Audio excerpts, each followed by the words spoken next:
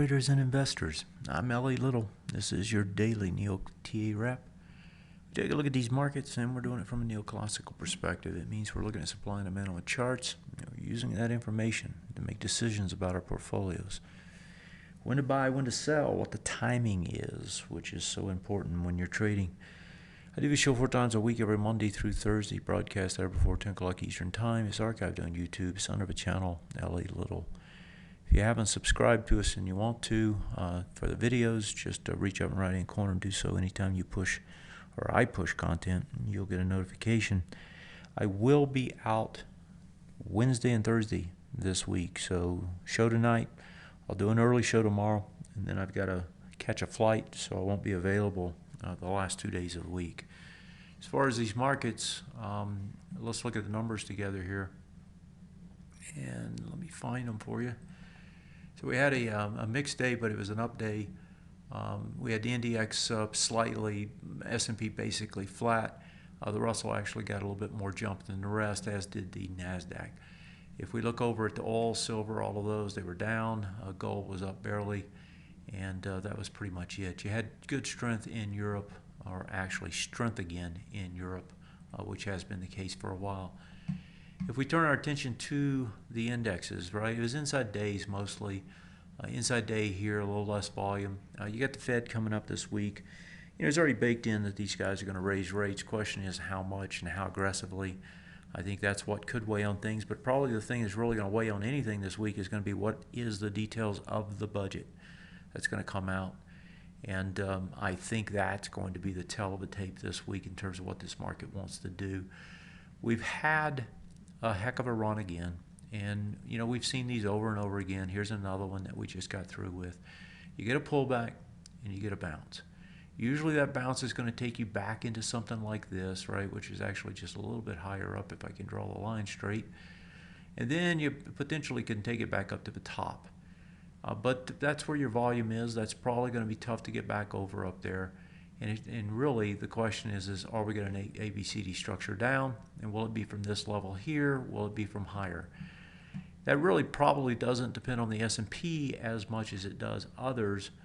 And what I'm talking about when I say others, it's really the Russell and what the Russell does. Because the Russell has been the leader of late. The Russell's been the one that's been telling us we're going to see some sort of a retrace. We had a bunch of ABCD structures on the way up. Then we got this big consolidation. Then we had the push over it, right? But then we came right back into it. We had a bullish retest regen that failed, that was just fell off the chart over here that failed. And then we had a bunch of other retest regens that also failed. So the fact that we came back, that we broke through them all, says, hey, this thing's weaker right now, and more than likely there's a range setting up. And right now you've got this range, about equidistance. If you push below it, an equidistant range would be down here somewhere. That would be a break of these swing point lows. That would also be a break of the swing point low now that exists on this time frame, which is the weekly. And that could lead to a faster move down. Now, if that happens, we're going to see the other indexes move down as well. And so that's really what's out there in terms of what's moving these markets. I could look at the sectors, right? The key sectors are all holding up. I don't see anything there tonight that tells us anything different.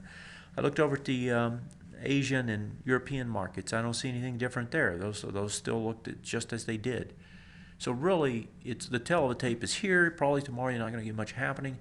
The real move, if it's going to happen, is going to be some sort of a surprise out of the Fed if it happens, and I doubt that's going to be the case.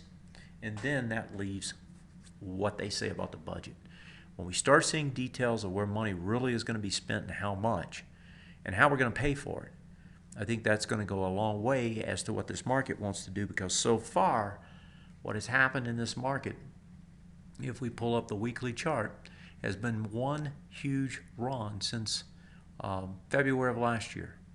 You go back to there, it's 1800 to 23. 500 points have been tacked on since that move in February. Those were those lows after all that consolidation that took place back in 2015. So that was the takeoff. The real takeoff has been since November, a straight up move. Angle of ascent is steep, right? And when you see this kind of an angle, you know that it's going to be hard to continue.